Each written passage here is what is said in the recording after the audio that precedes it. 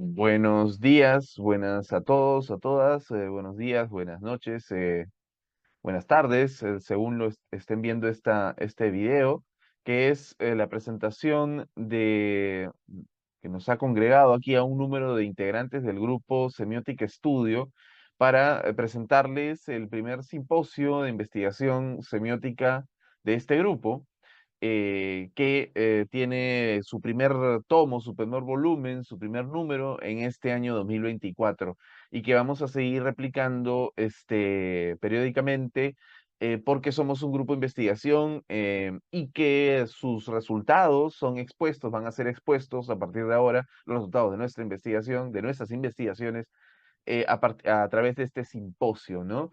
Que para esta primer tomo, esta primera edición, lleva por título Música y Discurso. Antes de nada, voy a empezar presentando un poquito lo que es una novedad en el canal, ¿sí? Que es el Facebook del canal. Nosotros siempre nos hemos manejado vía YouTube. Básicamente colgamos una serie de videos a través de esta plataforma, pero tenemos también esta plataforma nueva que hemos habilitado, que se llama Semiotic Studio. Todavía recién la hemos creado hace algunos días, así que no, los invito formalmente a participar en ella. Y pues habíamos programado para el día de hoy, tenemos programado este primer simposio de investigación de semiótica del grupo, de nuestro grupo de investigación Semiótica Estudio, que es música, que gira en torno a la música y el discurso. Y el día de hoy vamos a estar escuchando estas presentaciones que son resultados de investigación de nuestro grupo eh, y que se circunscriben dentro de la música en sus diferentes temáticas.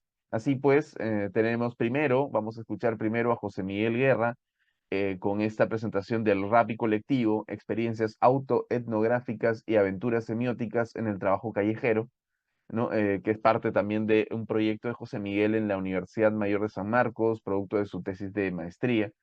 Después tenemos a Guillermo Arburú con El capitalismo, el cuerpo y la tecnología en las portadas de Arca. Guillermo es ya estudiante, está haciendo su investigación de bachillerato en la Universidad Católica del Perú, igual que Valeria, también que pertenece a la misma universidad, que es quien le sigue, que tiene la ponencia de estrategias enunciativas en el K-pop en la Love Yourself era de BTS. Y finalmente cerramos con el gran Mateo Dolmos, quien tiene una temática muy particular sobre la violencia discursiva en el corrido musical mexicano, en el álbum de Génesis de este cantante Peso Pluma, ¿no? Digamos, está en circulación y tiene bastante alcance.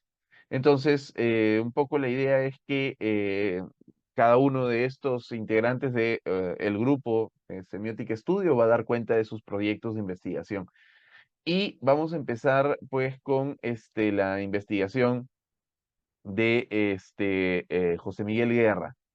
Y para eso voy a presentarlo brevemente antes de que él pueda tener la palabra para la primera presentación. José Miguel Guerra es licenciado en Comunicación y Publicidad y actualmente está cursando una maestría en Antropología.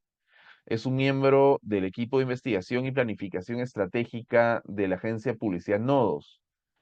También habría que agregar que es miembro integrante del grupo de investigación del Instituto Científico de la Universidad de Lima, del IDIC, ¿no? El Instituto de Investigación Científica de la Universidad de Lima, de semiótica, el grupo de semiótica, el GRIS.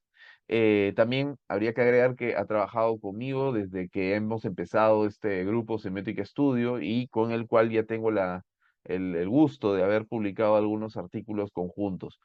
Sus temas de interés van desde la publicidad, la protesta y actualmente está desarrollando este proyecto sobre el rap, los colectivos y la identidad política en ellos desde la perspectiva musical, evidentemente.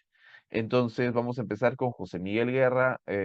Tienes 15 a 20 minutos para poder presentar tu investigación, mi querido José Miguel. Gracias, Eduardo. Gracias a todos. Ok. Entonces voy a comenzar con la presentación, un minuto mientras comparto la pantalla. Ah,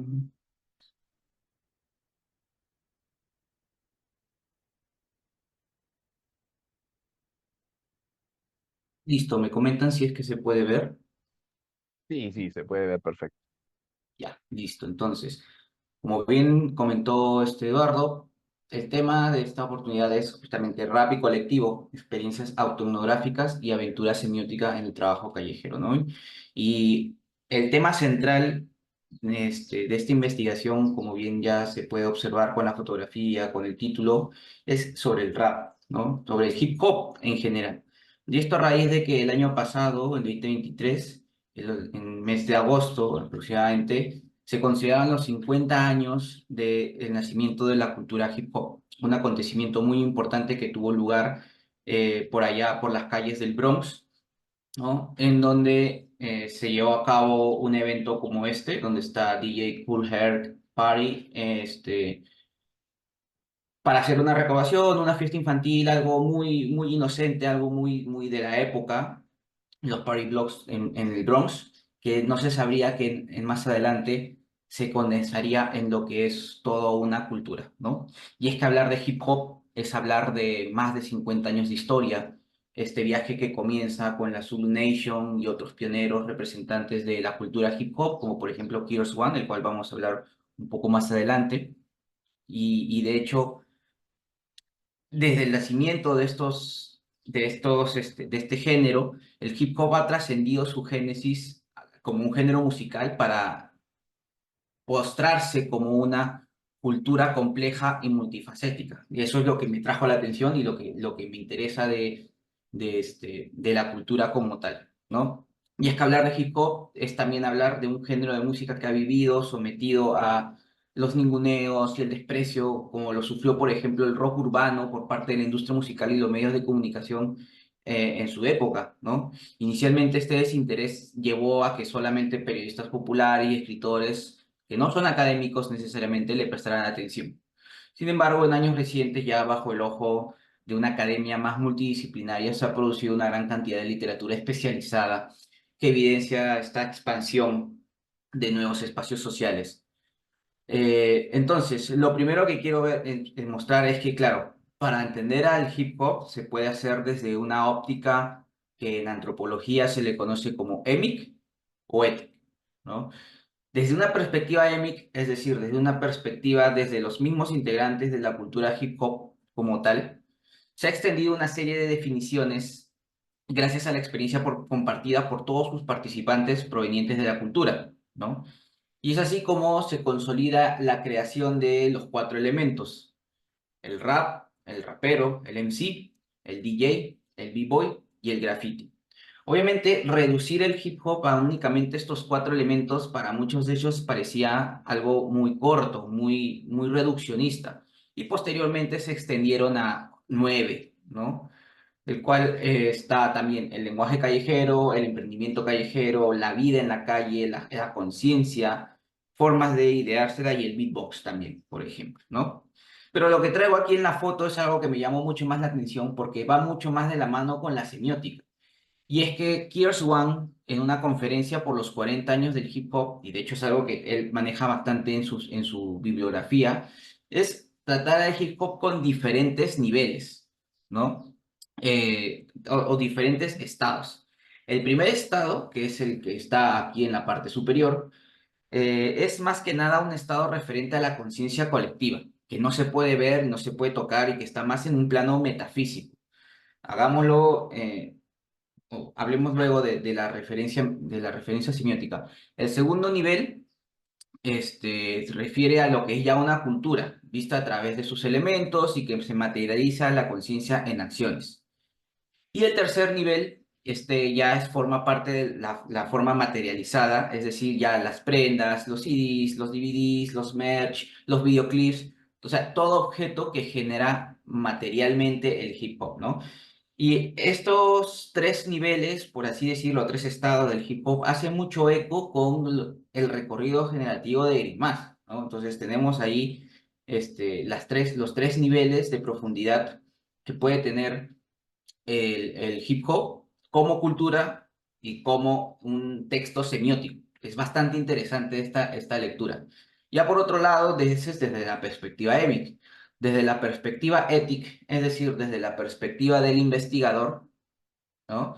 El hip hop ha sido asignado a menudo a gran cantidad de conceptos, a gran cantidad de definiciones, el cual se logra, yo creo que concentrar bastante bien en este trabajo de Silva del año 2016, que es un trabajo doctoral sobre el hip hop, el cual me parece que es el correcto, ¿no? Entonces, se logra capturar esta diversidad presentando una categoría que abarca desde el hip hop como género musical, el hip hop como cultura, el hip hop como estilo de vida, y los más importantes para mí es el hip hop como un conjunto de expresiones artísticas y sobre todo como un conjunto de expresiones artísticas al servicio de la transformación social, ¿no? Entonces, esta investigación básicamente se adscribe a una interpretación del hip hop como ello, como un conjunto de expresiones artísticas al servicio de una transformación social, ¿no? Y es relevante que se escriba porque aborda las funciones de la expresión musical en su carácter de denuncia, ¿no? Protesta sociopolítica y cultural, y esto reconoce el compromiso del hip hop como rechazo a la mercantilización que tiene a extenderse en la sociedad y promover un consumo acrítico. Entonces, ya habiendo hablado un poco sobre las definiciones, me gustaría indagar más en lo que es el proceso cultural, para no extenderme mucho. Primero que nada, entender al hip hop como claro, perdón, antes de comenzar con esto, entender que los teóricos del análisis del discurso y de los estudios culturales tienen esta visión común del sujeto considerando al individuo como una entidad social y producto del discurso. El producto de ello es que se da este tipo de procesos culturales. ¿No? Entonces, el primer enfoque reconoce el hip hop como un proceso híbrido, ¿no? Desde una perspectiva internacional, porque claro, ha sido un género que ha traspasado las fronteras y no solamente se ha quedado en un único país, ¿no? De hecho, emerge bajo su influencia y se moldea dentro del tejido social marcado por esta desterritorialización y encima, diría yo, resignificación, especialmente en territorios urbanos, ¿no? La llegada del hip hop al Perú es muy específica de esa forma. Este, y es un género que se ha moldeado a distintos contextos, a distintas épocas y a distintos problemas sociales, ¿no? Si bien las calles del Bronx siempre están presentes dentro de la rítmica, no solamente es ello, no, no solamente es esos temas puntuales como tal. Por otro lado, tenemos el hip hop visto desde el tema de una subcultura, ¿no? Y aquí traigo a acotación este gran texto de esta interpretación semiótica ya clásica de Dick Hepdige, ¿no? Sobre las subculturas, y en este caso particular es el punk, del cual empiezan a salir gran cantidad de investigaciones subculturales sobre ello, ¿no? De hecho, postula que las subculturas generan respuestas únicas a significados y contextos específicos, fomentando así una lucha de significación, ¿no?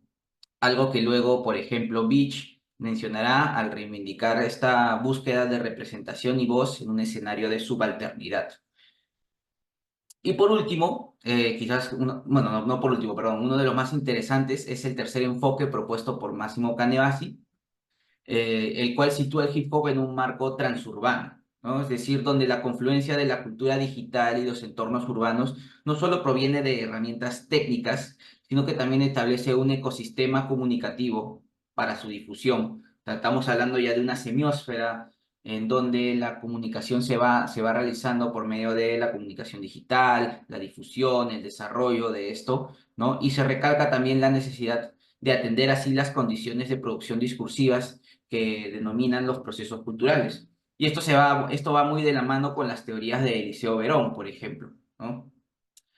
Pero, ahora sí, por último, y quizás el que considero más importante, es el carácter contestatario y contracultural, ¿no? De donde brota la opinión crítica y lo que se conoce como, a lo que se conoce como cultura general, es básicamente la raíz principal de del hip hop, ¿no? Porque, bueno, ya desde los principios de los 70, el hip hop se ha revelado como un vehículo potente para expresar y enfocar diversas manifestaciones de violencia, lo vivido en el barrio y demás, ¿no? Entonces, teniendo ya en mente este panorama, este marco teórico sobre qué es el hip hop y cómo es el proceso cultural, es que ya nos vamos aterrizando a lo que es el hip hop en Perú, ¿no? Y de hecho, quiero recalcar que hay dos líneas muy marcadas en las investigaciones hechas en el hip hop de Perú, ¿no? Por un lado, tenemos este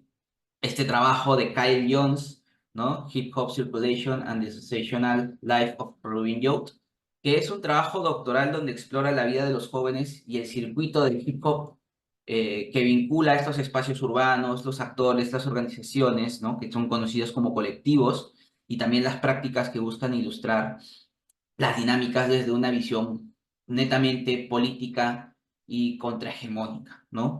Y por otro lado tenemos Soltando lo Tuyo, de Liuba Kogan, el cual presenta el trabajo más reciente sobre hip hop, en este caso el hip hop en el Callao, ¿no? Acercándose ya a las experiencias de vidas de los raperos mediante las letras de sus canciones, para así comprenderlo de un modo distinto al usual, ¿no? Bajo esta figura del rap emocional. ¿Qué es lo que sucede? Que en esta última publicación se deja en manifiesto una tendencia a separar el hip hop en múltiples líneas de pensamiento, entre las cuales destaca el sentido emocional y otro político.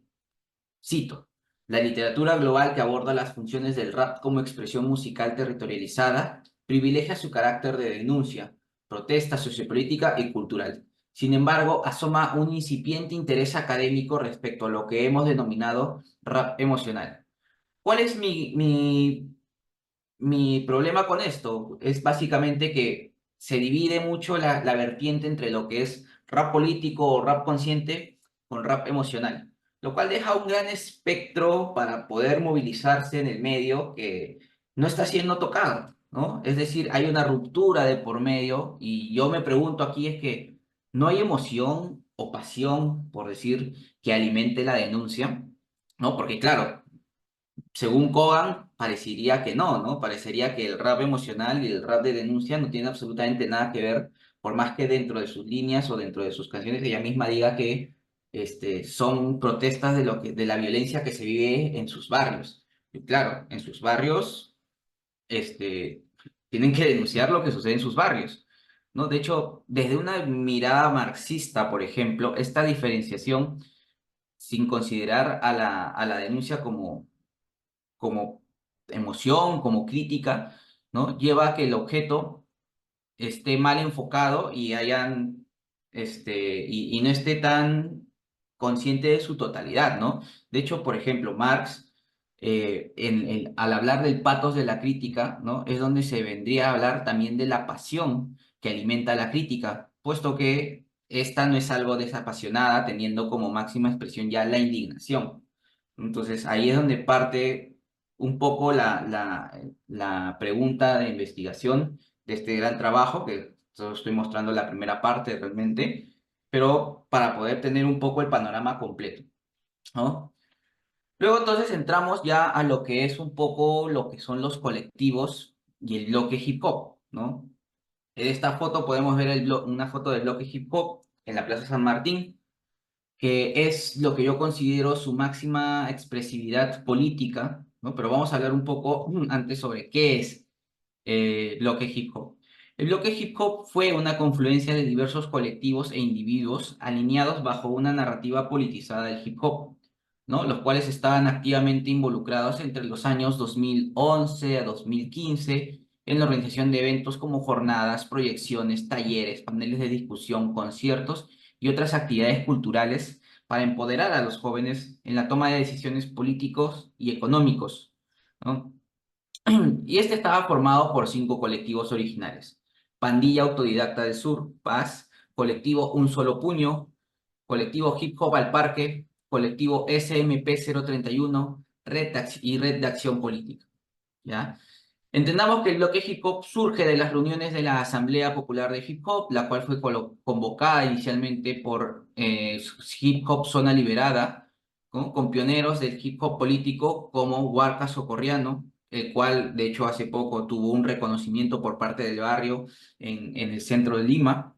Y fue quien vino inspirado por los colectivos autónomos de Chile, trayendo esta idea de una confluencia general, ¿no? Entonces, teniendo esto en mente, este foro fue el catalizador del hip hop organizado y sus prácticas.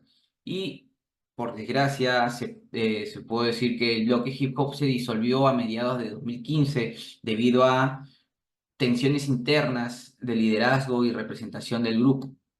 Como podemos ver aquí en la foto, muestran bastante su simbología, muestran bastante sus intereses y hacia dónde va dirigido su punto de vista, ¿no?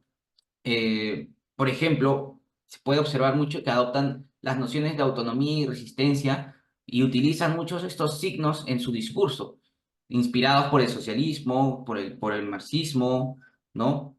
Leninismo, maoísmo, en donde se evidencia el uso de, por ejemplo, las red flags y el puño izquierdo levantado, que son signos generalizados que motivan a lo que se puede reconocer y que se pueden reconocer actualmente, ¿no? Se puede observar en la fotografía cómo estas expresiones visuales dan pie a su compromiso en estas ideologías emancipadoras en lo que se conoce como el trabajo liberado, ¿no? Porque estas cosas los hacen, digamos que en su tiempo libre y buscan hacer conciencia de sí, ¿no? Entonces, uy, perdón. Entonces, un poco de trabajo etnográfico realizado en esta investigación antes de salir a campo es conocerse a uno mismo, ¿no? Entender un poco de dónde es que nace y cómo es que uno está influido dentro de esta cultura, si es que lo está. En mi caso, mi primer acercamiento con la cultura hip hop se dio hace bastantes años. Vamos a hablar un poco de la autoetnografía y se produjo en dos etapas, ¿no? La primera fue musical, percibida como un texto y como una estructura sonora durante mis años escolares, por allá 2005, 2006. Y la segunda fue ya un acercamiento más práctico y cotidiano, explorando estos significados ya extramusicales, ¿no? De hecho, muchos habrán visto en algún tiempo durante esta época las famosas movidas que se realizaban en la época y la forma en cómo es que se acercaba a uno era simplemente caminaba por la calle, veía un grupo de gente que estaba haciendo música, te acercabas y veías, oh, claro, ellos están haciendo hip hop. Evidentemente en esa época uno no sabía que era hip hop, no podía teorizar exactamente. Mi único acercamiento cultural también estaba, por ejemplo, en programaciones como la de MTV, el cual ya era un fenómeno presente desde finales de los 90, ¿no? En programas como Pin My Ride, por ejemplo, representados por el rapero Exhibit. Pero en aquel entonces aún no podía diferenciar claramente este género y era básicamente una canción pop y ya.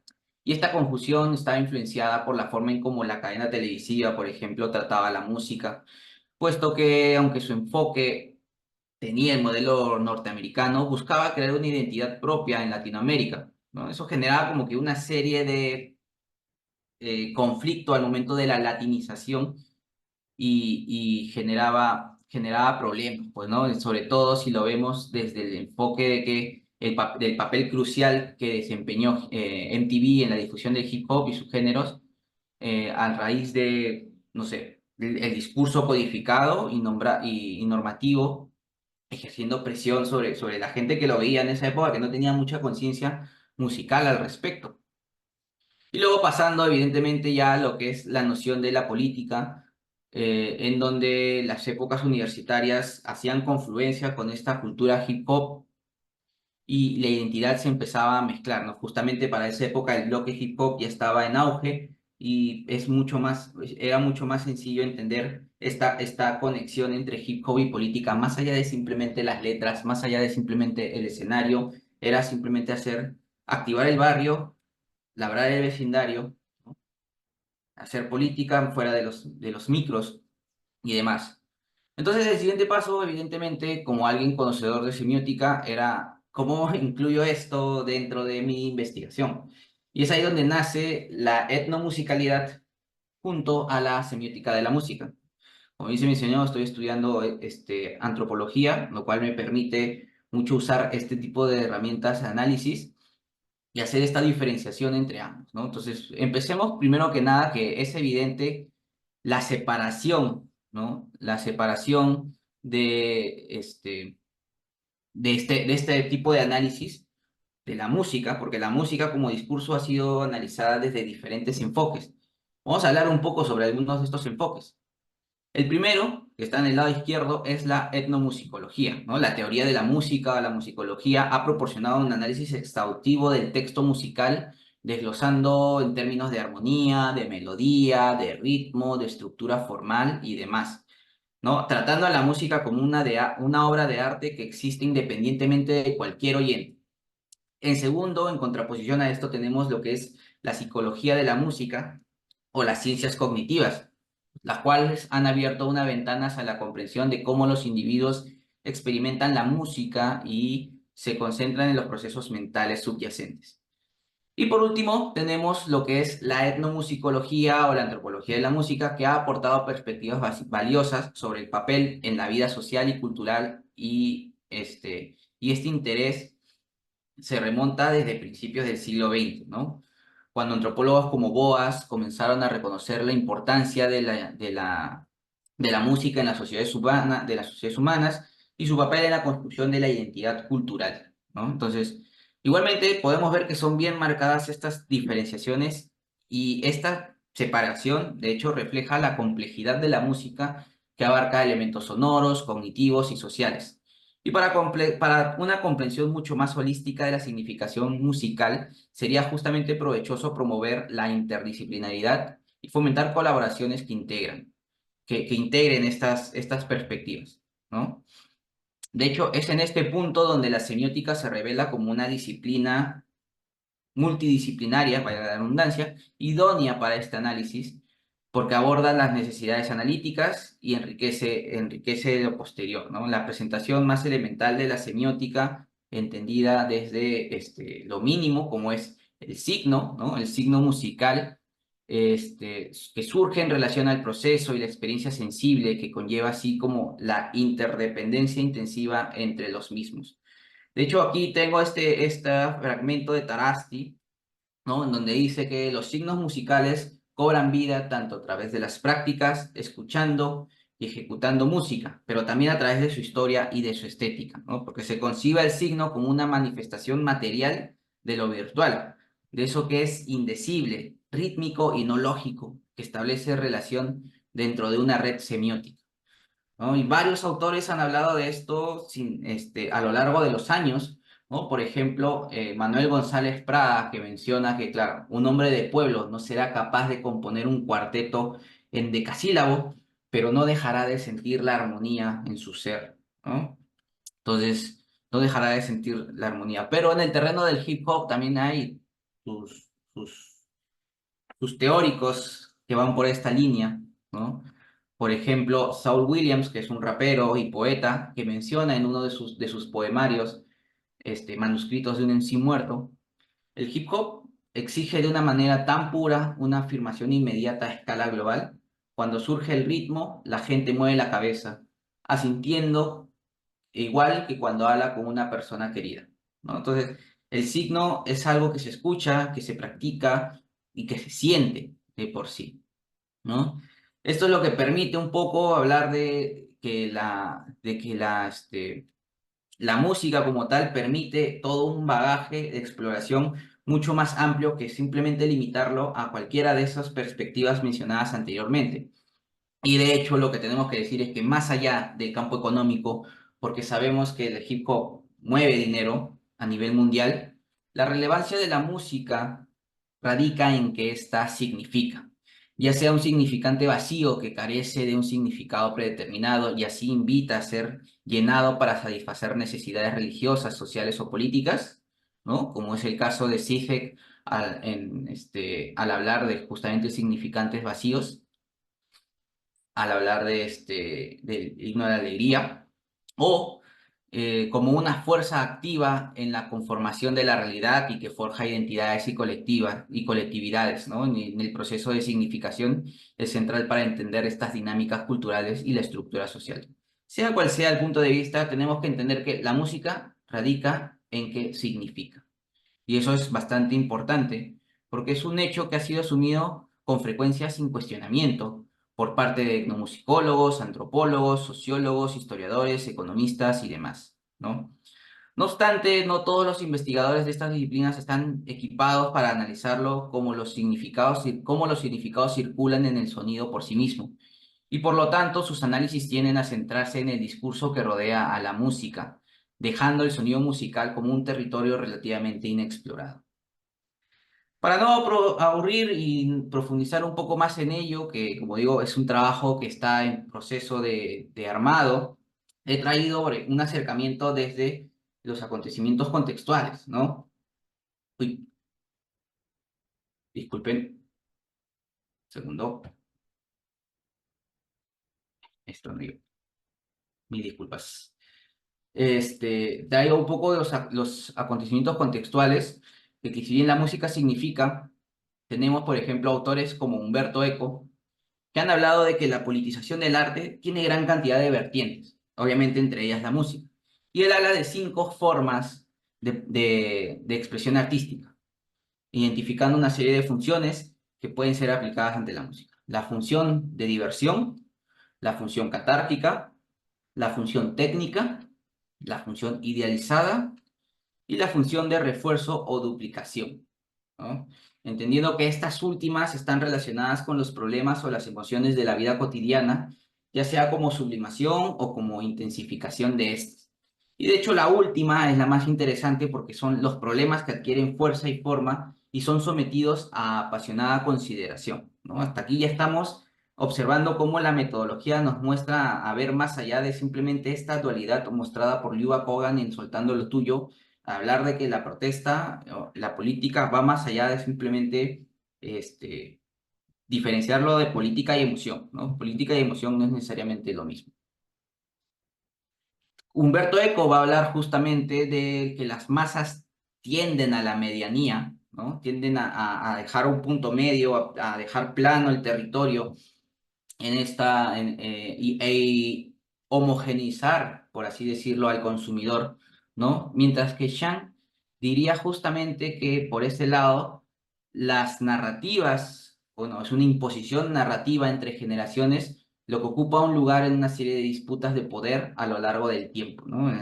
Chang, que es Jeff Chang, que tiene el libro de Generación Hip Hop, habla bastante sobre el tema generacional en sus comienzos del libro y yo diría que no refuta, sino que amplía un poco más y le da un aspecto político a lo mencionado por Eco, ¿no? Si bien Eco va a decir que las masas tienden a la medianía, Shang dirá que sí, lo tienden, pero esto es debido a una serie de disputas de poder a lo largo del tiempo, ¿no? Entonces, entendiendo la música como un discurso y su proceso de enunciación, se hace necesario profundizar ya en las teorías de la metodología greimaciana, ¿no? Proporcionando así un marco para explorar estos textos. Ya he mencionado hace poco a Gears One mostrando los 3 estados del hip hop, ¿no? Y estos 3 estados pueden utilizarse bastante en la metodología greimaciana para analizar los distintos niveles de profundidad, superficie y textualidad, ¿no? Entonces, con este conocimiento teórico, la investigación puede adoptar esta epistemología postestructuralista para profundizar ya en un análisis posterior que sea etnosemiótico, que sea sociosemiótico, de las prácticas o del modelo atensivo, sea el objeto de estudio necesario. Y para cerrar, me gustaría decir que, bueno, parte de esta investigación fue una serie de entrevistas realizadas a Rapomagia, Isabel Omega, Lu Mestizo, Chris Roses, Cavisa, miembros de la comunidad de hip hop, en donde se demostraban los diferentes clasemas del hip hop, entre ellos el hip hop como denuncia, como expresividad, como introspección, y tratando de ordenarlo todo esto dentro del mapa de lo underground y lo mainstream, ¿no? Ya para no hacerlo un poco más largo, simplemente terminando en un cuadro semiótico en donde se muestra esta organización discursiva entre donde está lo underground, lo mainstream, lo alternativo y lo emergente. Me gustaría profundizar mucho más, pero es igualmente poco el tiempo que queda aquí presente y es un trabajo completamente en desarrollo que espero se haya podido entender y entender que esto es básicamente el marco metodológico y el marco discursivo en el cual está escrita esta investigación. Muchas gracias, José Miguel. Gracias por tu presentación. De hecho, hay bastante de cuál profundizar, sobre todo esto de lucha de significación que has hecho mención y también ahondar en este cuadrado semiótico que es bien sugerente. Eh, Muchas gracias, reitero tu participación y ahora vamos a pasar con la segunda presentación, que es la de Guillermo Arburú. Guillermo es estudiante eh, de comunicación por la Pontificia Universidad Católica del Perú y tiene la siguiente presentación de El capitalismo, el cuerpo y la tecnología en las portadas de Arca. Guillermo, como mencionaba, es estudiante y sus temas de investigación se están concentrando ahorita en cultura cibernética, memes y política, ¿no? Digamos, digamos, la urbanidad digital, si se quiere, y cómo expresan esta cibernética, estos memes, esta poesía, significación dentro del espectro digital. Hay que señalar también que Guillermo, como es obvio, es parte del grupo de investigación de Semiótica Estudio. Guillermo, vamos a dar el pase contigo y te escuchamos. Hola a todos. ¿Se ve mi pantalla? Sí, sí, se ve perfecto. Ya. Voy a voy a reducir esto. Listo. A ver. Bueno, ¿qué tal? Buenos días a todos. Soy Guillermo y el día de hoy voy a hablar un poco sobre mi tema de investigación, que es justamente, como explicó Eduardo, el capitalismo, el cuerpo y la tecnología en Arca. Si es que no se me escucha muy bien, me pueden avisar en todo caso si se lajea algo, por favor. Entonces, pues para empezar hay que hablar un toque de lo que es la música y el poshumanismo, ¿no?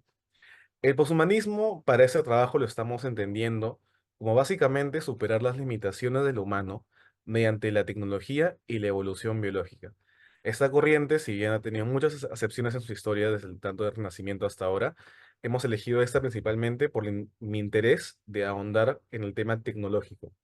¿Y cómo nace esto? A partir de consumir pues lo que hay en pantalla, que es contenidos culturales recientes, por así decirlo, menos la de Philip K. Dick, sobre ese tema de tecnología, robots y cuerpo.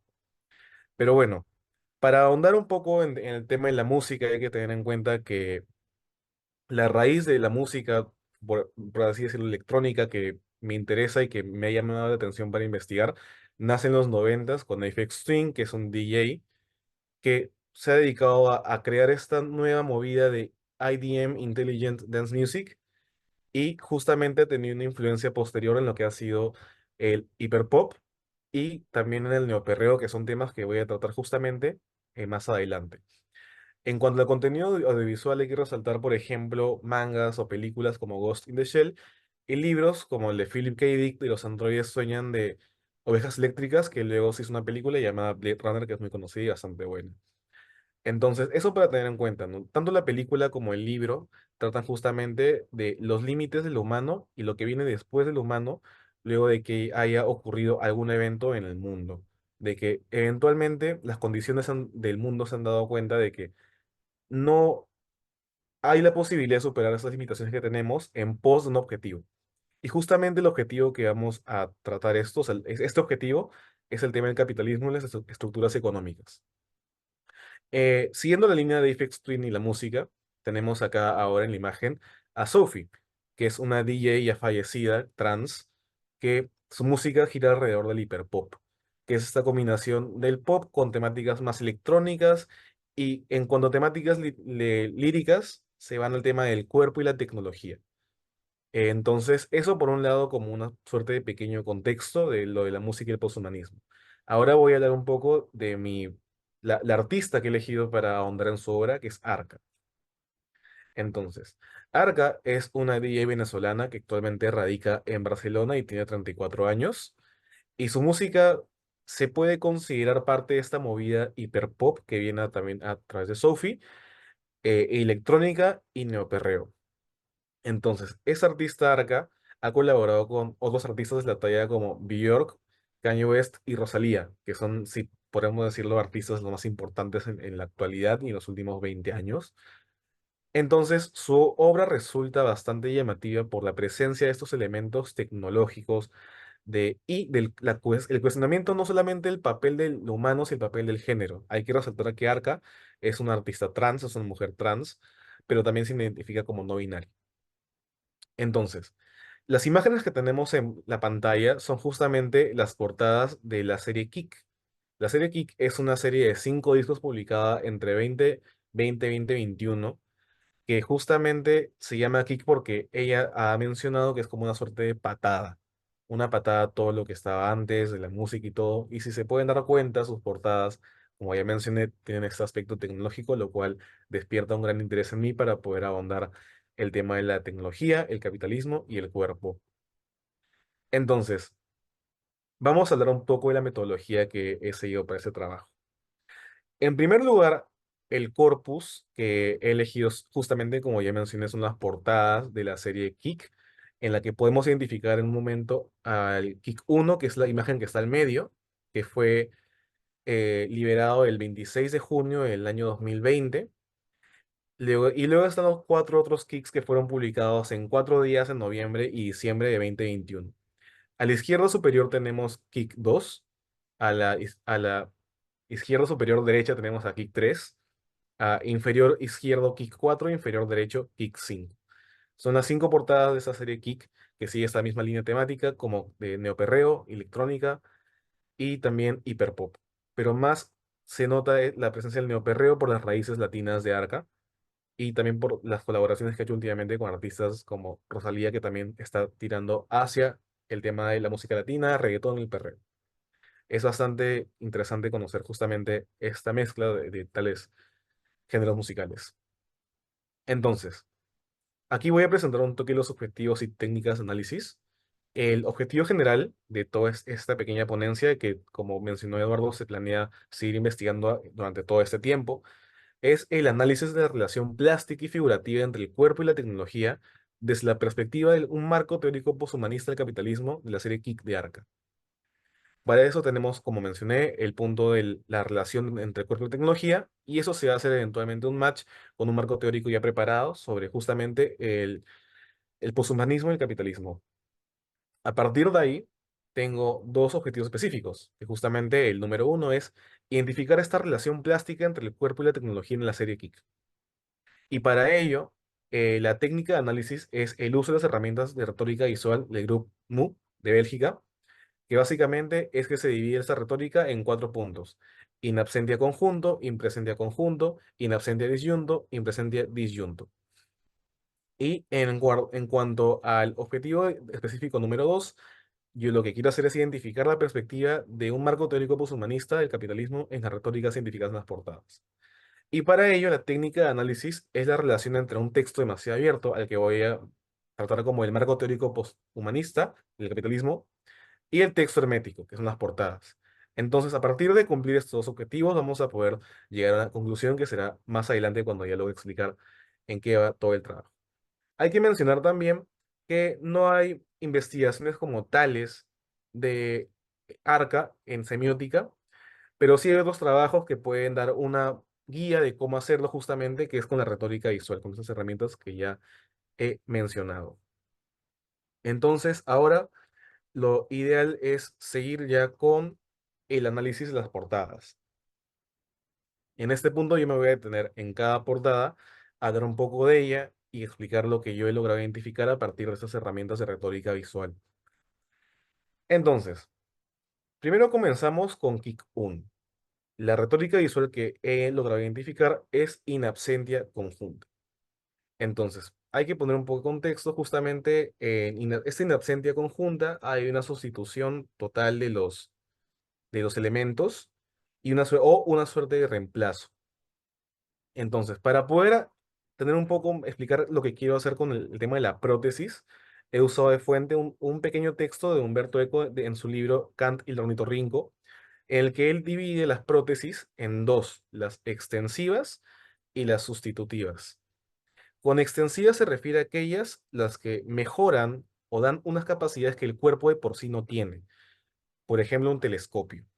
En cuanto a las sustitutivas, son las que sustituyen algo que no está. Por ejemplo, un brazo robótico si lo perdiste. O yendo a otros ejemplos más de cultura popular, al Luke Skywalker, que no tiene una mano. En este caso, tenemos a una imagen de una persona con zancas y garras que no están acopladas como a su cuerpo como tal, como si estuviera combinado con la carne, sino las tiene puestas. Por eso se puede afirmar que esta prótesis es extensiva, porque justamente esta que añade capacidades, por ejemplo, las zancas, más altura, que no tiene la persona que vemos aquí, que justamente es Ark. Y podemos llamar a que esta imagen es una suerte de estado actual. Entonces, volviendo un toque, la prótesis extensiva hay un tema que voy a discutir justo en la portada 4, que es más adelante, es que he logrado identificar una suerte de prótesis extensiva activa. La postura en la que está ella, aparte de tener en cuenta que garras son un elemento que son armas, nos da a entender que está en posición de combate. Hay un elemento, un contexto de violencia detrás de esto. Entonces, eso por esta imagen principal. Y ahora vamos a la segunda imagen, que es el Kick 2, en lo que se evidencia un impresentia conjunta. Yo he titulado justamente a este álbum, a eso, como que la desaparición de la carne. En este punto, aún se reconocen los rasgos, ¿no? Sea un humano, pero a la vez tiene elementos robóticos, como los brazos que salen a partir de su busto. En esta impresencia conjunta tenemos a dos cuerpos que se distinguen como tal y están fusionados justamente en este ser que está desollando a otro ser. Entonces, tenemos por ese lado a la imagen central y si se dan cuenta, hacia la izquierda justamente hay un cuerpo ya desollado. Justamente por eso es que tenemos que llamar a esto como la desaparición de la carne. Y como la otra imagen también se encuentra en un contexto de violencia. Está desollando a su víctima. Pero si nos ponemos a ver un poco más, hacer un poco de zoom, nos damos cuenta que la cara de la víctima es muy similar.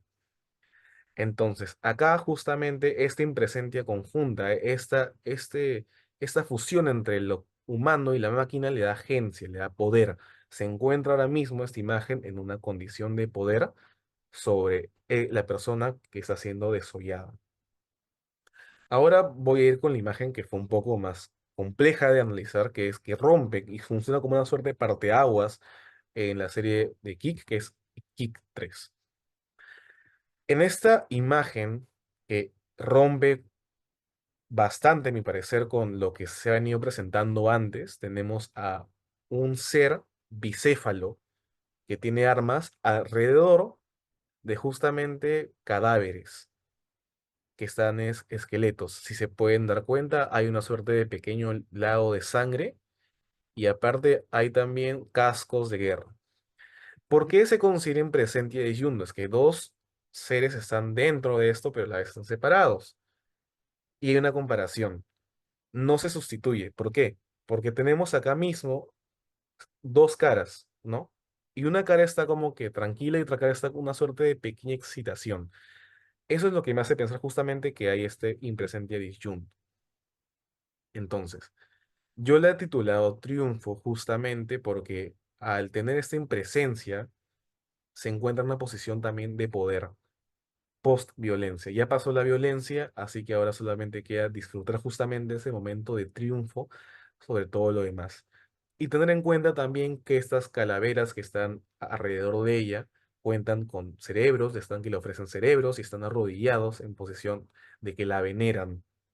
O sea, es una visión bastante fuerte sobre quién ha ganado esta suerte de conflicto, ¿no? Tenemos a la imagen que, a diferencia de las otras, no tiene elementos tecnológicos tan visibles, por así decirlo. No tiene garras, no tiene nada insertado a su cuerpo como tal, sino simplemente tiene esto en su busto, que la conecta a algo que está en el suelo, y a la pistola que lleva en la mano, que no es una prótesis, es un arma, controla los cuellos de las calaveras.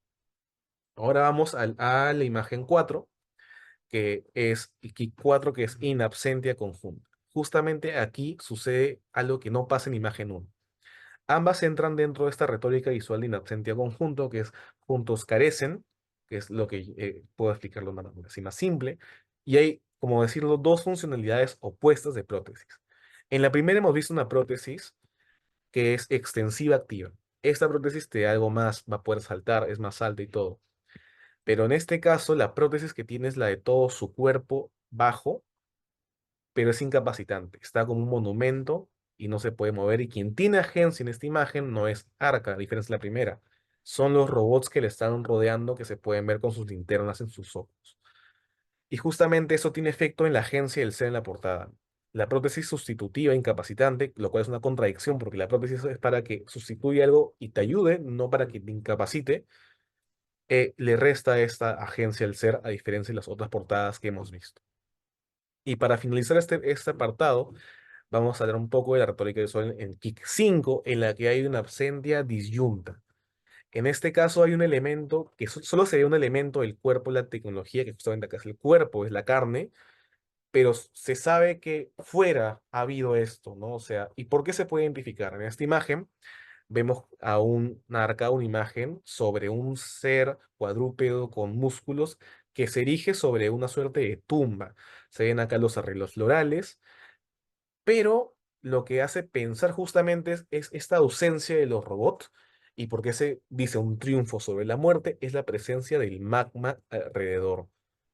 El magma es un elemento que se puede relacionar mucho a las máquinas y porque es parte de quizás de su producción. Entonces, aquí en esta imagen se puede ver que es una suerte de triunfo. La posición en la que ella está con las manos levantadas es que ha ganado.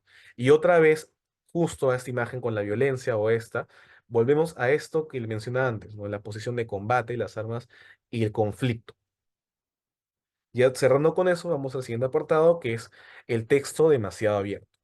Es momento de hablar del marco teórico posthumanista, en la que se han elegido cuatro autores que han sido elegidos de acuerdo a sus que han tenido posturas abiertas respecto al posthumanismo capitalista y también han sido traducidos al español por editoriales como Materia Oscura, Siglo XXI o Tinta Limón. Entonces, tenemos primero a Andrew Kolb, que es el autor del libro Dark Deleuze, sobre el filósofo francés Gilles Deleuze, que tiene una postura totalmente pesimista respecto al poshumanismo. Para él, la conectividad retarda la revolución proletaria porque funciona como una suerte de distractor incluso. El otro autor, Bifo Berardi, italiano, tiene una postura también pesimista. Para lo que él considera es que la reconstrucción del mundo en el poshumanismo es basado en la funcionalidad económica. Y también hace un símil con la eugenesia y con Alemania nazi en ese texto que tiene, porque dice, ¿no? De que no es por una suerte de justicia, sino por quién funciona más el sistema. Esas personas estarían más capacitadas en recibir un mejor, por así decirlo, trato en este sistema capitalista. Luego tenemos a Nick Sirnek y Alex Williams, que son teóricos del aceleracionismo, que puede identificar que no tienen una postura no pesimista. Ellos dicen que está bien acelerar los procesos tecnológicos, pero uno, hay que evitar un tecnotopismo, ya que la tecnología no es suficiente, y dos, ¿por qué no es suficiente? Porque hace falta un poco de acción política. Es necesario que también se organicen las masas para poder llegar a este complemento entre avance tecnológico y socialismo. Y por último tenemos a un autor que quizás sea un poco más conocido, que es Nick Land, que tiene una postura totalmente optimista porque justamente es uno de los teóricos más importantes de la raíz del aceleracionismo, que básicamente es acelerar los procesos para cambiar estructuras económicas. Y justamente es lo que dice, ¿no? Para él, lo que va a ayudar a cambiar esas estructuras es acelerar el desarrollo tecnológico. Entonces, a partir de esos autores, que luego son cinco, pero considero cuatro por Sirnek y Williams tienen una postura similar, es que he armado un cuadrado semiótico, que está el de acá, que es el de optimista por Land, se contrapone al pesimista de Berardi Kolb, y justamente abajo está el no pesimista con Williams y Sirnek, y el no optimista, que para este trabajo no se ha conseguido un autor que justamente tenga esta posición de que no considere que esté bien esta postura optimista de Land, y se aproxime justamente a una visión más negativa de lo del poshumanismo en el capitalismo, sin llegar a ser alguien que tajantemente se oponga, ¿no? Entonces ya es momento de presentar el match que he realizado para ese trabajo, que está en esta siguiente diapositiva. He cruzado este texto hermético, que son las portadas con el texto demasiado abierto, y logrado ubicar a cada portada dentro de este contexto, ¿no? Tenemos por un lado al optimismo que se identifica en el impresencia conjunto de Kick 2, en la que se ve el poder total, la agencia total de este ser frente a la carne, la desaparición de la carne, la muerte de la carne. Y también tenemos la visión pesimista de Bernard Cope, que se ve básicamente en posturas disyuntivas, que ya voy a explicar luego. En esta se ven justamente que hay un único elemento, que es el cuerpo más que nada, y que se erige sobre justamente esto, ¿no? No hay nada de tecnología en estos cuerpos, son cuerpos que se destacan por justamente la ausencia de este elemento tecnológico y por el triunfo en un conflicto, en un combate. Luego está la visión no pesimista de Williams y Zirnek, que es básicamente una absencia conjunto, que es esta postura, no justamente de que sí es bueno, pero estamos en camino a el optimismo. Lo que sigue justamente después de ver a esta portada es que cambie su carne y que se inserten estas cosas. Y en el lado de no optimista tenemos la inabsentia conjunto, que no se identifica autor, pero se identifica justamente porque si bien ya se complementó la tecnología, no hay tanta, no hay un triunfo, no hay una agencia para lo humano. Es una visión totalmente no optimista y que no, pues lo único humano que se ve en esa imagen son los cuerpos muertos que están abajo, que justamente guardan un símil con unos seres de la serie Alien de Ridley Scott. Entonces, voy a ya cerrar un toque el trabajo y hablar un poco de las conclusiones. Primero se identifica que la relación entre el cuerpo y la tecnología en las portadas es evidente, existe, pero va variando de portada a portada y siempre se erigen dentro de un contexto de conflicto. Armado o desarmado, vencedor vencido y por ende de poder. Rápidamente, armado va a la guerra. Aquí está uno conflicto armado, pero también está dentro de un contexto de violencia en el que está desollando literalmente a alguien y se dirige victorioso con una posición de poder. Acá también lo mismo, justamente en esta también hay un conflicto de violencia justamente por los cuerpos desparramados por el piso y cómo se erige este monumento a la victoria, por así decirlo. Y ya acá la imagen en la que se ve que se erige sobre la muerte. Ha habido para ir a esta muerte un conflicto. Entonces, ese triunfo del humano se presenta en retóricas visuales disyuntivas, como podemos ver, que están básicamente para el lado de pesimista. Son las dos, impresentia disyunto y in absentia disyunto. El triunfo de lo poshumano, o mejor dicho, fracaso del humano en retóricas visuales conjuntivas. Podemos llamarlo optimista, también el triunfo de lo poshumano, o el fracaso del humano como el no pesimista, que se está aproximando al triunfo de lo poshumano, al triunfo de la tecnología sobre el cuerpo, a la desaparición de la carne. Y justamente un aspecto interesante es la existencia de las prótesis de índole tanto extensivas o sustitutivas, como se presentan en retóricas en absentia conjunto, que son no pesimista y no optimista. Y es justamente un aspecto interesante para abordar por justamente esta contradicción entre aquellas que son sustitutivas, incapacitantes, porque es, como dice, una contradicción de una prótesis que te incapacite, porque justamente esa no es su tarea. Entonces, hemos dado cuenta que también se han identificado cuatro posturas del marco teórico del capitalismo posthumanista en las portadas, que es la optimista en Kick 2, la pesimista, la no optimista y la no pesimista. Es así como hemos hecho el cruce entre estas posturas de los autores, aunque hay muchas más, por ejemplo, hay autores como Donna Haraway o Paul Preciado, que pueden ayudar también a dar un marco más amplio en este tema. Y ya para finalizar, lo que sería interesante es mencionar las opciones de profundidad, que es básicamente impulsar, analizar más portadas de este tipo de tecnología que justamente estaba viendo más en géneros como el hiperpop o el neoperreo reggaetón. Y justamente ese aspecto interesante por lo latino y por el símil que se hace de el cruce de lo poshumano con el tema de la sexualidad, lo no binario y gender fluid. Y justamente también hay que tener en cuenta de que hace falta otros autores como ya mencioné. Y con esto termino mi exposición. Quiero agradecer a todos por haber estado acá y muchas gracias. Gracias, maestro, que explícito, muy bien desarrollado, muy claro, y sobre todo que, digamos, en un futuro, o sea, atañe a un tema en donde estás trabajando básicamente semiótica del objeto a nivel visual, ¿no? Lo cual es súper interesante para los estudios de semiótica del objeto o semiótica de los artefactos, y también el nivel de retórica. Y me ha gustado también el uso que has hecho de Humberto Eco, también resignificándolo, ¿no? No solamente asumiendo su perspectiva. Muchas gracias, Guillermo. Excelente presentación. Y ahora vamos a pasar con la siguiente presentación, que trata sobre que esta lleva, o al menos la tiene a cargo Valeria López, que lleva por nombre Estrategias Enunciativas en el K-Pop en la Love Yourself era BTS. Antes voy a presentar a Valeria. Valeria es estudiante de periodismo en la Universidad Católica, Pontificia Universidad Católica del Perú. Ella pertenece al grupo de estudios Semiótica Estudio, en donde ha desarrollado justamente esta temática, ¿no? Como parte del grupo. Ella disfruta justamente investigar sobre temáticas de música, cine y literatura. Hace poco con Valeria estuvimos trabajando también el tema de los cómics, ¿cierto? De los cómics en la violencia, el conflicto armado interno, y considera que la cultura popular, de la perspectiva de Valeria, puede ser abordada desde el ámbito académico y en este caso semiótico. Sus temas de investigación son género, expresiones culturales, tecnológicas y, como lo va a mostrar hoy día, fandoms. Entonces, Valeria, repito, tiene a cargo este tema que es estrategias enunciativas en el K-pop, en la Love Yourself era de BTS. Valeria, te escuchamos. Ok, un rato para compartir mi pantalla.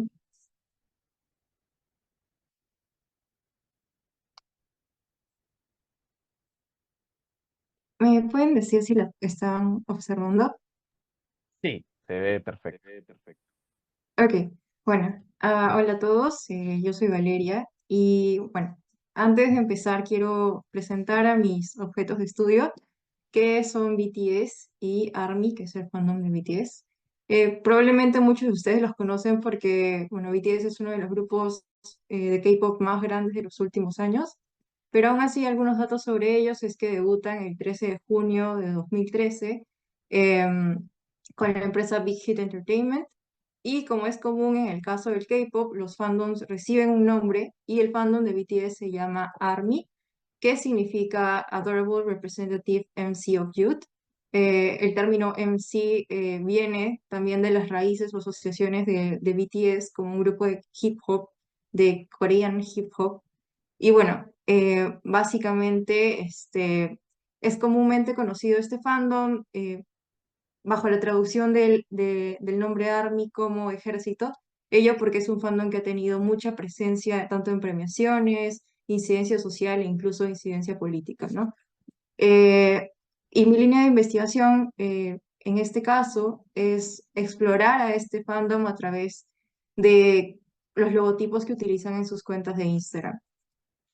Y partimos entonces de una consideración de que existe una relación entre fan y artista, que comúnmente en el caso de Occidente es más vertical, más que fomenta una cultura de lo intocable y lo intratable, pero que en el caso del K-pop, como ha mencionado Juan, esta relación entre fan y artista lo que ha hecho es fortalecerse y ser más horizontal. Ellos han buscado generar una conexión afectiva con sus fans y esta conexión afectiva se caracteriza también por darles cierta capacidad de independencia del consumo de los productos que ellos ofrecen y de ellos como celebridades, ¿no? Entonces estos fandoms tienen una gran capacidad de acción que los artistas respetan y son conscientes de ella al realizar sus acciones.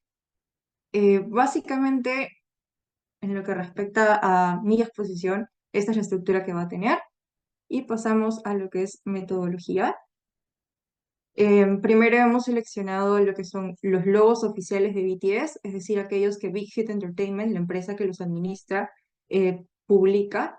Y luego los logos de los fandoms, que son aquellos que estos fans elaboran por su cuenta y que tienen una relación con la narrativa del logo oficial de BTS. Se identifican tres logos principales. Está el logo de 2013, que es el año del debut de BTS. En este momento, BTS significa Boy Scouts a prueba de balas o Bantan Sonyeondan en coreano. Y luego hay un cambio muy importante en 2017, donde BTS pasa a llamarse Beyond the Scene, que quiere significar el ir más allá de las convencionalidades. Y esto es importante este año porque la empresa presenta un logo para el fandom de BTS, que es el que pueden ver al costado, y es el logo de ARMY. Ambos logos son unas puertas. BTS es el único grupo de K-pop que ha presentado un logo para su fandom. Y bueno, luego está el logo de 2022, que es como una fusión tanto del logo de BTS como el de ARMY. Podría considerarse que no es precisamente un logo diferente al de 2017, pero sí una evolución del mismo. Y es el último logo que se ha publicado antes de que los chicos se fueran a hacer servicio militar. Ahora, ¿por qué hemos elegido a este fandom como objeto de estudio? Principalmente por la presencia que tiene a nivel global. Este es un censo que ellos mismos han organizado en el año 2022 y se puede observar gran participación de países latinoamericanos. Es por eso que mi investigación se ha centrado en estos fandoms, ya que si bien este censo no es representativo de la totalidad de fans que hay en todo el mundo, sí se observa de que ellos tienen una capacidad de convocatoria para hacer que los usuarios de Instagram que se identifican como fans puedan participar de estos eventos que son a nivel global. Y más allá de la presencia que tienen y capacidad de organización, es importante algunas aportaciones que han hecho algunos investigadores, como O, que señala que en el caso del K-pop es mucho más importante la presencia y actividades de los fans internacionales para la expansión al mercado global de lo que empezó siendo un producto que se podía considerar coreano o en todo caso asiático. Según menciona O, estos fans lo que han hecho es promocionar, mediar, hacer labores de traducción y sobre todo de localización de un producto que era global.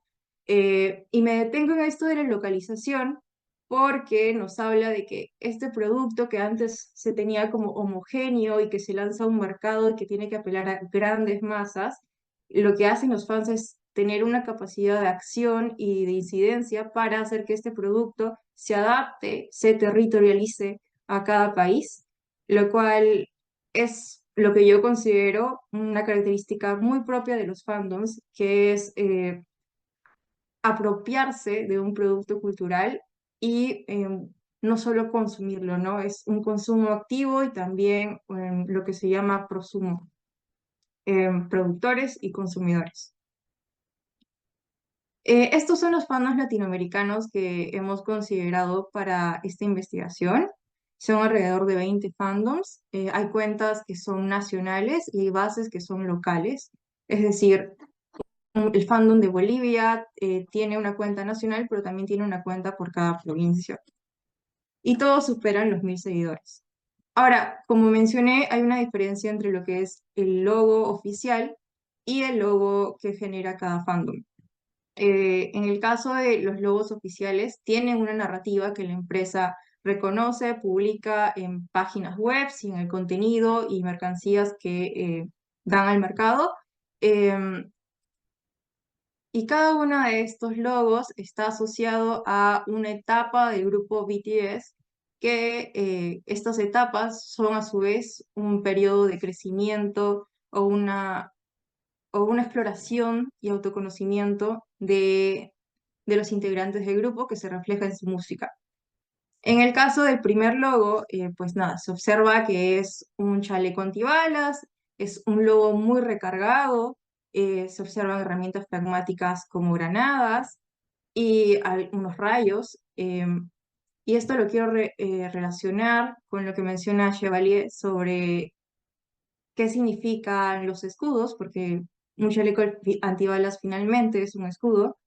Y esto es que el escudo es un símbolo de arma pasiva, defensiva y protectora, que contrasta con la presencia de estos elementos pragmáticos como las granadas, ¿no? Esto se relaciona con la canción We're Bulletproof parte 2 de BTS, donde a pesar de que en las letras se identifican isotopías relacionadas a al sacrificio, a la confrontación. También se observa que ellos en sus líricas se enfrentan hacia un oponente que los ataca, pero siempre mediante estas herramientas pragmáticas, ¿no? Eh, es una confrontación entre dos personas que se están haciendo daño. Y también está muy presente la narrativa del sacrificio individual para una meta que podría ser ser famoso, alcanzar el éxito, etc.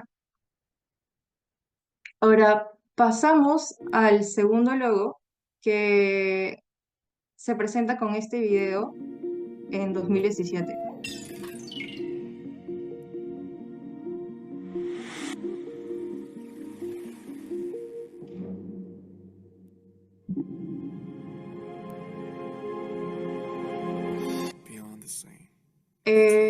En este logo se presenta desde las redes oficiales también el logo de ARMY y como mencioné son puertas abiertas. Eh, es un logo mucho más sencillo, no tiene tantos elementos gráficos a su alrededor y en el caso del logo de ARMY es el reflejo del logo de BTS, ¿no? Entonces ambos logos quedan asociados. Em, son puertas y las puertas generalmente lo que simbolizan es un lugar de paso, el dinamismo y un momento de cambio. Y este también es un momento de cambio en en la producción musical de este grupo de K-pop, porque pasan de una era mucho más oscura que se pudo observar en la era de We Are Bulletproof parte 2, a una era más de conocimiento, autoexploración, que es la era Love Yourself, que es de la que estoy hablando o la que voy a profundizar en este momento. Y también, como indica Chevalier, la puerta significa un paso desde la oscuridad hacia la luz, lo cual también se va a observar en las letras de sus canciones. En este caso, We Are Bulletproof de Eternal, creo que se ve un poquito mal el título de la canción, pero esta canción, si bien sale como un álbum posterior a la era Love Yourself, sigue este discurso de autoconocimiento, autoexploración para superarse, para crecer como persona. Es decir, uno llega a crecer a través de empezar a amarse a uno mismo, ¿no? Y en esta canción se identifican isotopías como la superación, la fraternidad, el crecimiento, pero todo ello mediante la unión. Y es un tipo de unión particular, porque en las letras se observa que no solamente es la unión entre los miembros del grupo, sino la unión con el fandom. Hay una frase en la canción que es: antes éramos solo 7, pero ahora los tenemos a todos ustedes, haciendo referencia al fandom. Y la presencia del fandom en la canción, en el video musical de la canción, se ve por distintos elementos gráficos, tanto por el logo de BTS como el logo de ARMY, y principalmente, o quiero destacar la presencia de la ballena en este video musical, que, bueno, la ballena es, como indica Chevalier, es un símbolo de también de paso de la luz a las tinieblas, de paso de un momento difícil a un momento de iluminación. Ahora, el tercer logo es este de acá, es del año 2022. Ese es el logo de BTS que cambia al logo de ARMY y forma la palabra We Are Bulletproof. Este es el último logo que han sacado con motivo de despedida previo a su alistamiento en el servicio militar. Y nada, justo junto con este logo, bueno, se identifican isotopías como transición, llegada, fusión entre ambos logos, es decir, una unión tanto entre el fandom como los artistas. Y el logo se promocionó con imágenes conceptuales de cada miembro, donde se observa un escudo detrás de ellos, los cuales han recibido muchas balas, ¿no? Y acá la canción asociada a este logo es la canción Yet to Come. En esta ya es como un momento más de retrospectiva, de vista hacia el pasado, con miras al futuro, donde se reflexiona sobre todos esos aprendizajes que han tenido alrededor de sus distintas etapas como grupo. y ya no se menciona armas pragmáticas, herramientas pragmáticas como las armas, sino de que se habla más de elementos cognitivos como los aprendizajes, el aprender a valorarse a uno mismo, el estar en constante crecimiento, etc. Dicho esto, ahora vamos a hablar del uso de los logos o reapropiación de los logos que hacen los fandoms. Como ya mencioné, estos son los fandoms que hemos considerado en la investigación y los cuales hemos clasificado de la siguiente forma. A través de este cuadrado semiótico, hay tres tipos de fandom que elaboran sus logos a partir del logo universal, que es el logo que da Big Hit Entertainment a ARMY. Este logo universal es común a todos y está en mayor o menor medida en la mayoría de las cuentas de Instagram de los fans. Eh, a partir de este hay distintas variaciones. Una de ellas es la variación geográfica.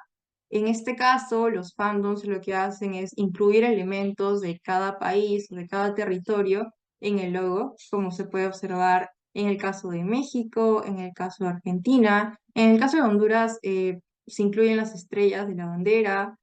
En el caso de Venezuela, incluso en caso de provincias como Yucatán, que a pesar de que México tenga su propio logo, como provincia, las fans armies de Yucatán también tienen un elemento característico de la zona que incluyen en su logo, ¿no? Luego están los logos referenciales. Estos logos referenciales no incluyen elementos del territorio, sino que incluyen elementos de la narrativa que da BTS alrededor de sus canciones, alrededor de su producción musical. Por ejemplo, el logo de acá muestra a una ballena, que es de la que he hablado antes, y también el logo en azul muestra el corazón, que es del corazón de la Love Yourself, era de BTS. Y bueno, por último están estos tipos de fandoms que en sus logos lo que hacen es cambiarlos totalmente, ya no se ve ninguna presencia del logo universal común a todos, sino de que son propios de la cuenta que está administrando el fandom, ¿no? Y a cada uno de estos fandoms se les relaciona con un tipo de contenido particular. En el caso de esta investigación, lo que hemos hecho es clasificar las cuentas y sus publicaciones de la siguiente manera, ¿no? Están las cuentas que tienen logos, ya sea dados, ya sea locales, ya sea referenciales, o logos propios, que pueden hacer publicaciones de estilo de vida, pueden hacer publicaciones de anuncios oficiales, que los anuncios oficiales son aquellos que da el staff del fandom hacia los usuarios que lo siguen en Instagram, y el co-branding, que es un tipo de publicación donde el fandom se asocia con otros fandoms o con otras tiendas, marcas e incluso instituciones públicas para organizar eventos, sorteos, etc. Ay, perdón. Ya.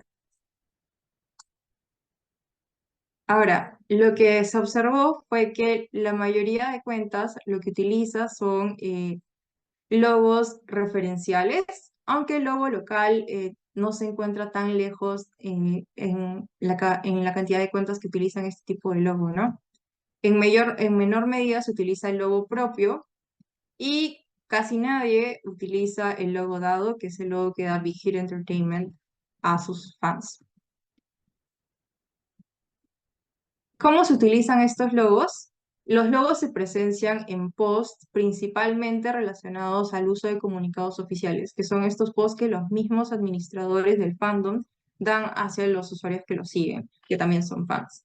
En menor medida, luego se encuentra el caso del uso en estilo de vida. Estilo de vida es aquella información relacionada a las actividades de BTS, a las actividades de estrellas que hablan de BTS, premiaciones, etc.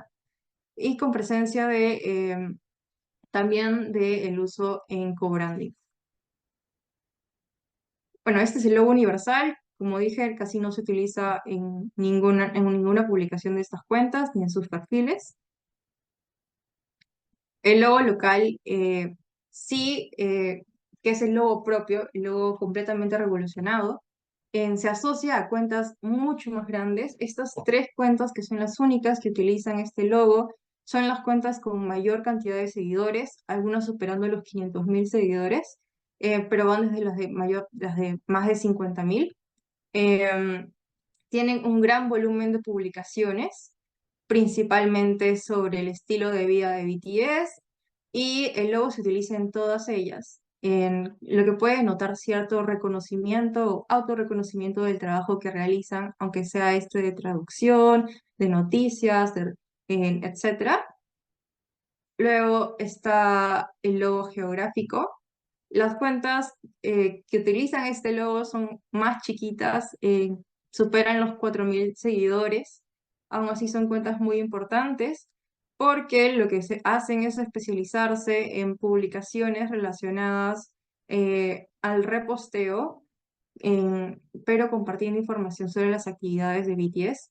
Sin embargo, ellas no utilizan el logo seguido, tal vez por lo mismo de que el contenido que generan no es propio, sino capturas de pantallas, resuben imágenes de otras revistas, etc.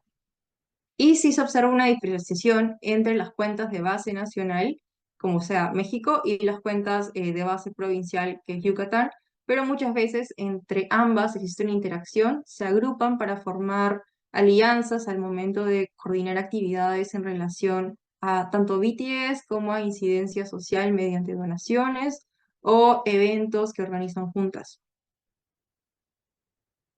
Bueno, y por último tenemos el logo referencial.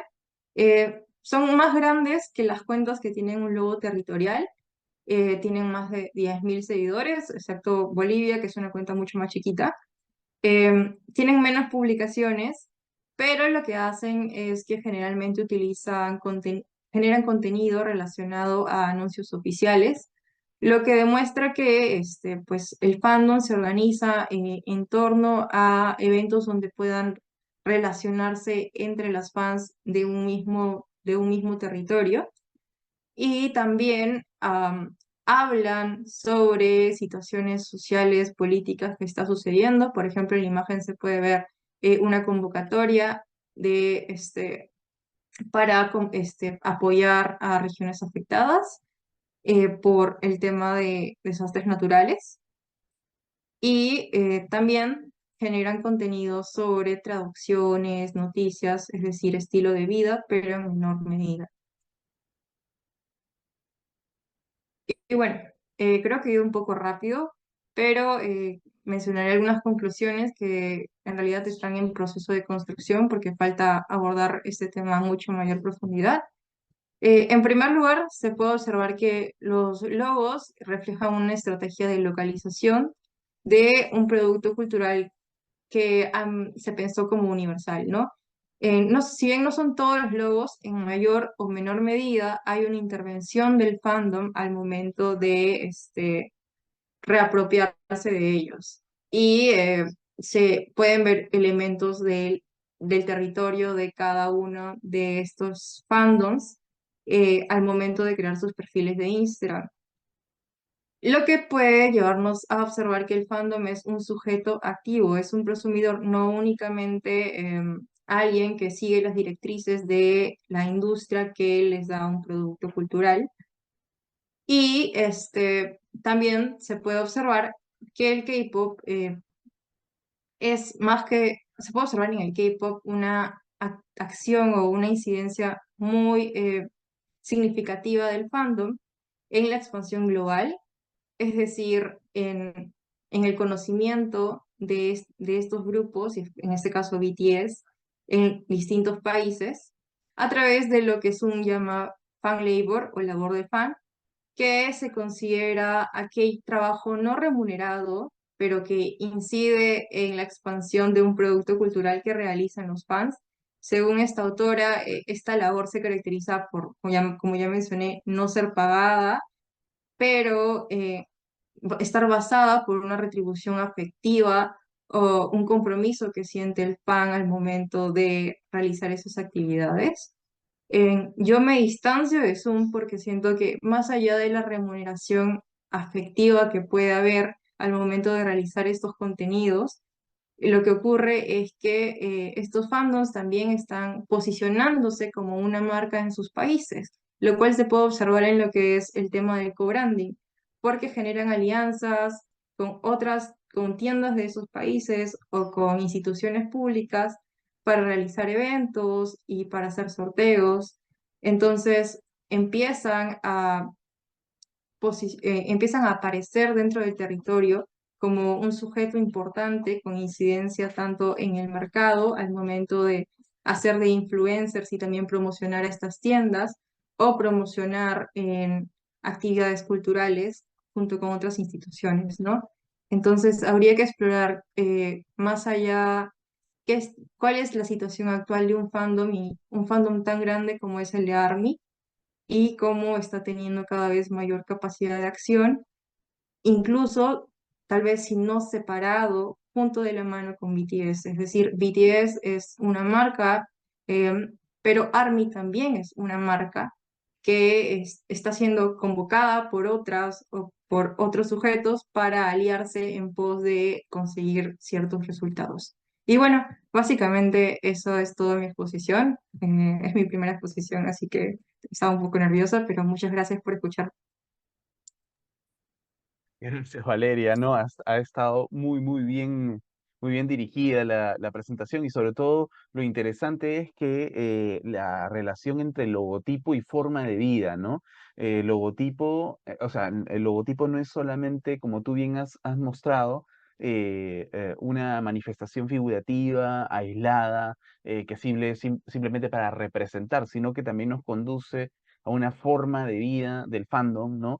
Que tiene su propia narrativa, que tiene sus propias temáticas y su propia significación. Y esto lo trabaja muy bien también Flosh, ¿no? A propósito del análisis que hace sobre los logotipos de IBM y Apple, aunque no logra, creo que no lo hace como tú lo has hecho muy bien, explorando ya un poco más de cerca el carácter netnográfico, ¿no? Yo creo que una siguiente investigación podría dirigirse hacia ahí, que creo que tiene todos los elementos como para proseguir hacia una netnografía. Muchas gracias, Valeria. Y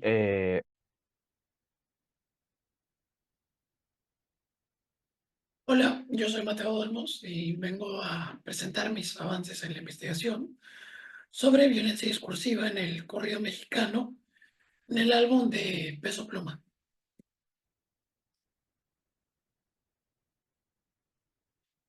El contenido de mi exposición se basa en 4 puntos: una introducción y contexto del narcotráfico en la música y en México, una metodología presentando el corpus y la selección del corpus, los resultados con la teoría semiótica para analizar los resultados y el libro de códigos, y unas breves conclusiones. En primer lugar, una breve introducción a la cultura del narcotráfico en México. El tráfico de drogas en Sinaloa, en México, tiene una historia que se remonta a más de un siglo. Originalmente se llevaba a cabo en organizaciones pequeñas, rurales, regionales, mejor dicho, familiares y basadas en lazos étnicos. Más que ahora, se refiere más a una actividad industrial internacional que abarca diferentes países, no solo de América del Norte, América del Sur, América Central, sino también de Europa, Asia. Con el paso del tiempo surgieron grupos más avanzados, mucho más complejos, mucho más armados, militarizados. Tal es el caso del cártel de Sinaloa, que actualmente es considerado la organización de narcotráfico más influyente en el mundo. Este fenómeno ha dado lugar a la narcocultura de la región, que más adelante explicaré. El objeto de estudio de esta investigación es Peso Pluma, un artista mexicano del corrido mexicano, específicamente del subgénero de los corridos tumbados. Un informe de Illuminate muestra que el crecimiento global del regional mexicano, de la música regional mexicana, ha ido en aumento exponencialmente, no solo en Estados Unidos, que es uno de sus principales mercados, sino también en el mundo. Estamos hablando de un género que ya no es un regional, como antes lo era, sino ahora más bien ha traspasado fronteras internacionales, fronteras culturales también. La música regional mexicana juega un papel sumamente importante en la formación cultural y en la expresión de la identidad cultural en México. Los corridos tumbados funcionan sonidos del trap y de la música electrónica, el trap de Centroamérica, ¿no? Creando así un estilo sonoro mucho más urbano, mucho más atractivo para los jóvenes y por lo tanto superando esas barreras culturales y generacionales, ¿no? Dicho sea de paso, el corrido mexicano es de larga data y tiene sus orígenes incluso en inicios del siglo XX. De acuerdo a un estudio de NPR, los correos tumbados han ganado una gran popularidad gracias a las redes sociales, gracias a la pandemia, que es en TikTok, en donde empieza a ser popular este artista Peso Pluma, y actualmente pues ya es un fenómeno, una moda viral de todo el mundo que rompe récords todos los días en plataformas de streaming de música como Spotify. La justificación del estudio del caso tiene que ver con el cambio, la nueva orientación a la que se está orientando la música popular, hacia una espontaneidad, la crudeza, especialmente en géneros como los correos tumbados, que son bastante explícitos, hacen referencias a actividades ilícitas con bastante frecuencia y reflejan, por supuesto, la crisis de la posmoderna, una cultura de consumo, el aburguesamiento de la sociedad. A pesar de que la influencia de la violencia y la prevalencia de la violencia y la censura en México de los corridos tumbados, Internet ha suplido la comunicación para que este género pues, se pueda viralizar y se pueda promocionar, ¿no? Especialmente entre los jóvenes. Pasando por un estado del arte de las eh, fuentes bibliográficas consultadas, tenemos que el narcotráfico es una expresión cultural, ya lo habíamos mencionado, se ha expresado en memes, por supuesto, está relacionado al amplio público joven que tiene, una articulación verbal y visual de narcocorridos, que es un subgénero de los corridos tumbados, e implica el reconocimiento de referentes, similitudes y enunciados integrados a las producciones semiótico-discursivas. Hay un cambio por la música popular que se ha visto influenciada por la capacidad de compra de los jóvenes, que ya no necesitan necesariamente comprar discos, sino más bien consumir música mediante Internet. Los corridos tumbados de Peso Pluma se centran principalmente en el desamor, el narcotráfico y la conquista amorosa. Los narcocorridos utilizan figuras como el hombre bravo, mujer brava, eh, llevando roles también en el ámbito político. Y bueno, la investigación se centra en un análisis de canciones de artistas más populares del nuevo género, entre ellos Peso Pluma. ¿Por qué Peso Pluma? Peso Pluma, ya entrando en la metodología, Peso Pluma ha alcanzado un notable reconocimiento en el panorama musical global, sobresaliendo en el Billboard, ganando Grammys últimamente. Su álbum Génesis ha sido galardonado en la última gala de los Grammys en este 2024. Esta artista se centra principalmente en temas de desamor y narcotráfico, como ya lo he mencionado, y es por esto el narcotráfico una de sus temáticas principales que es analizado en esta investigación, que nos es interesante para esta investigación. La selección del corpus bueno, el corpus es el álbum Génesis, que consta de 17 canciones. lo que hicimos fue un análisis de la letra de cada una de las canciones, identificando patrones o isotopías relacionadas al narcotráfico. Como ya mencioné antes, el Peso Pluma no solo tiene el narcotráfico como temática en sus canciones, sino también otros temas. Sin embargo, en esta investigación nos abocamos únicamente al narcotráfico, ¿no? Lo que hacíamos era descartar otro tipo de temáticas y solo centrarnos en letras implícitas o explícitas abocadas al narcotráfico. Después de esto, organizamos un libro de códigos en donde identifiquemos temáticas y isotopías de cada una de las canciones, así como sus evidencias y los usos de la letra, ¿no? Como por ejemplo Rosa Pastel, que tiene una de las canciones que tiene como temática o isotopías la paternalidad, el narcotráfico y la vivacidad. Diferente a Luna, la otra canción que tiene como temática o isotopía la conquista de una mujer. Por lo tanto, no nos interesa para esta investigación. La técnica que hemos llevado a cabo para, la, para el análisis de nuestro corpus es la enunciación de Jacques Fontanille, la enzimática del discurso, de una virtualización, realización, actualización y potencialización, abocándonos principalmente a la praxis enunciativa, que es pues está particularmente relacionada con la aparición y la desaparición de enunciados y de formas semióticas en el campo del discurso. La praxis enunciativa dirige esta presencia de magnitudes discursivas en el campo del discurso, tanto convoca o invoca en discursos a los enunciados en el discurso. Identificamos dos grandes dimensiones de presencia, que son la intensidad y la extensión, y dentro de los modos de existencia, el virtualizado, el actualizado, el potencializado y el realizado. Asimismo, nos enfocamos bastante en los modos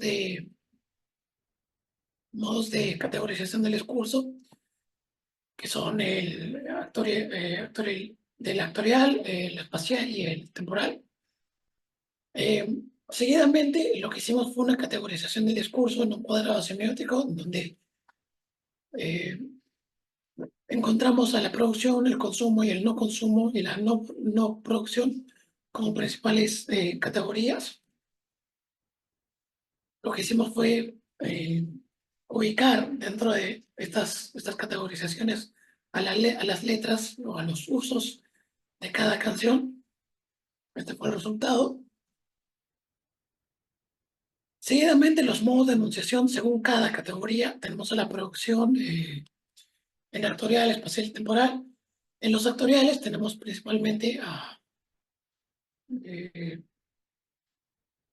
desembragues actoriales, credenciales, perdón, de ellos, las avenetas, el taita. Lo que tenemos es una aparición del desembrague, el allá, el allá, el entonces, que no es más que las avionetas, el taita, en otras canciones, Ámsterdam, la selva, ¿no? Lo cual, si bien hace que se actualicen estos enunciados en lo realizado, es decir, una aparición, se retira de lo realizado en el discurso al sujeto yo como embrague del enunciado. No hay un yo, no hay una hora, no hay un aquí en el narcotráfico, es lo que se podría decir. Y esto nos hace recordar a Bergman, que nos dice que todos los sólidos se desvanecen en el aire, ¿no? Todo es mercancía, todo es un flujo de dinero internacional o nacional que se va, ¿no? Inmediatamente. En los espaciales tenemos el desembrague espacial, que va del aquí al allá, que no se debe a una intencionalidad, no solo en países desarrollados, sino también en regiones no custodiadas, que son caldo de cultivo para el narcotráfico, tales como la sierra en México. Y en temporal es un desembrague temporal, que nos quiere decir que el tiempo presente siempre nos prepara hacia el futuro, ¿no? Siempre estoy listo, vamos hacia allá, hay que hacer esto, siempre pensando en el futuro.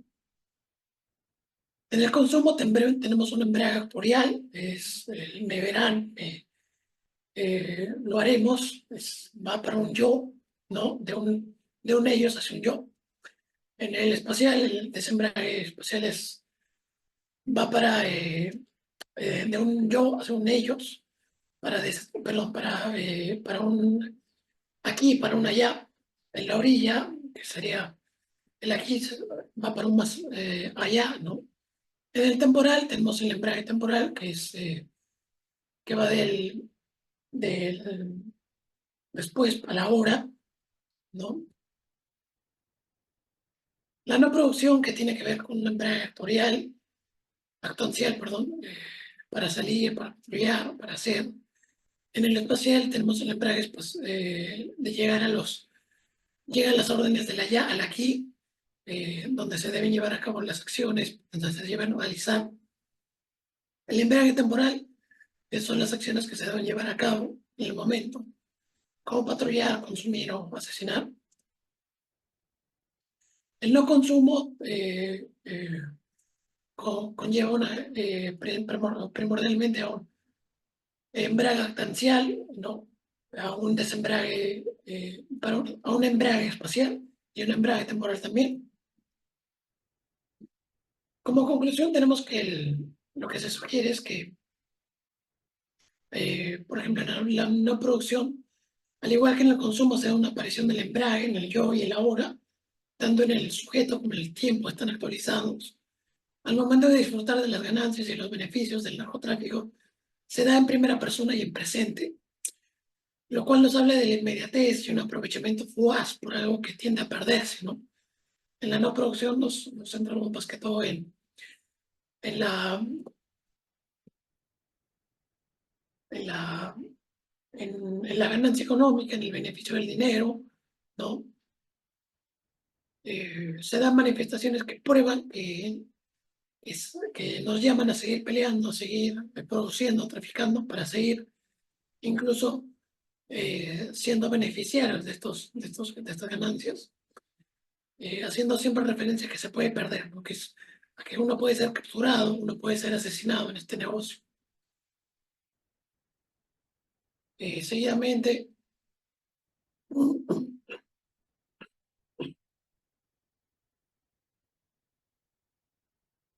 esta situación se ve identificada también en la bibliografía que hemos consultado, tanto Núñez González y Núñez Noriega como Tatar, señalan que la representación de los hombres y la masculinidad están centradas alrededor de un sentido del honor, muy lejanos al consumo de la mercancía que venden. Por eso decimos que en el no consumo está más orientado al sentido del honor y no tanto al consumo, que va más alejado o separado para las tropas, para los soldados. Ellos sí tienen que consumir eh, en base también a cuestiones más utilitarias, ¿no? De las drogas, la no producción. Las sustancias estimulantes son una fuente de valor y de alivio para aquellos que están dentro de la estructura del narcotráfico, ¿no? En el consumo hay una aparición del embrague, del yo y el ahora, es decir, el sujeto y el tiempo se encuentran en estas categorías actualizados. El sujeto nos habla desde una posición particular a través de su búsqueda del placer individual, ¿no? En el consumo. Pero este placer se ve reflejado en el ahora, en el tiempo del ya, que nos mueve nuevamente y que nos distiende del espacio, ¿no? Nunca estamos aquí con las drogas, sino más bien estamos en un allá, ¿no? O en otro lugar. O sea, se da a costa de una desaparición del aquí.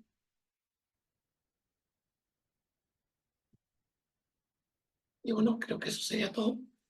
Gracias por su atención. Bueno, gracias a todos y a todas por las presentaciones que hemos tenido, a propósito de lo que ha hecho José Miguel, lo que ha hecho Guillermo y Valeria. Creo que han sido presentaciones muy coordinadas, muy claras, y que hemos venido trabajando entre nosotros, ayudándonos, creo, como grupo de investigación hemos tenido esta primera presentación y que vamos a seguir también investigando sobre otros temas, tal vez sobre los mismos, en siguientes simposios, ¿no? Creo que es una buena apertura, una buena bienvenida también a Valeria y Guillermo, que ya se oficializan en el grupo de investigación, y también a Mateo Dolmos. Agradecemos también a todos y a todas las personas que han estado viendo el video hasta el final, y espero pues que ustedes puedan participar en una siguiente oportunidad. Muchas gracias a todos y a todas.